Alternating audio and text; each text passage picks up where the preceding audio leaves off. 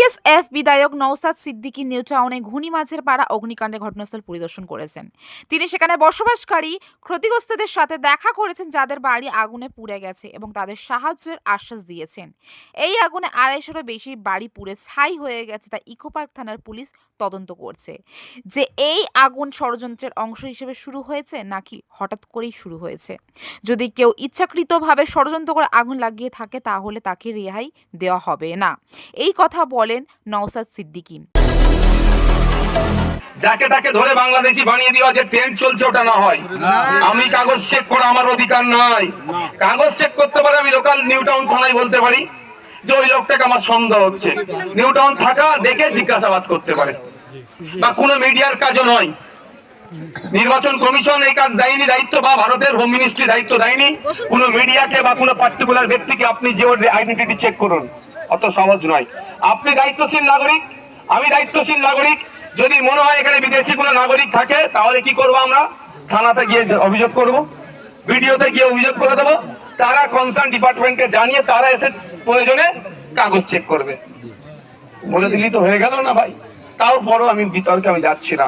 এখন প্রশ্ন হচ্ছে, এই এসআইআর এর সময় এই মা আমার নিজে ফর্ম জমা করেছে। যদি বাংলাদেশি হতো তো ফর্মটা এলো কি করে না রাখতে? আমি বিতর্কে যাব না। এখন টু দা পয়েন্টে কথা বলছি।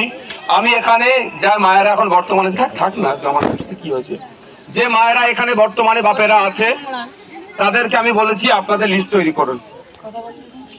আপনাদের লিস্ট তৈরি করুন। আপনারা কতজন আছেন, কটা পরিবার আছেন, জন অনেকে আছে, কটা পরিবার আছে, তার লিস্ট তৈরি করুন।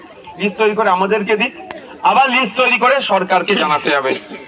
সব ভাষাই আপনাদের রেখেছে। এখন আমি বলছি, যা করবেন রিসিভ নেবেন। থানাতে গিয়ে ওটা জমা দিলে একটা কপি জমা দেবেন, একটা রিসিভ নেবেন। প্রয়োজন এখান থেকে আপনাদের কথা দিয়ে যাচ্ছে আমি, এখানে আপনারা লিস্ট তৈরি করার পর আমাদের যারা নেতৃত্বরা আছে যোগাযোগ করবেন, মেল করবেন রাজ্য সরকারকে, এমএলএ কে, এমপি কে, প্রধানকে। মেলে কাজ হবে। মেল করলে সব প্রমাণপত্র থাকবে যে কি পুনর্বাসন।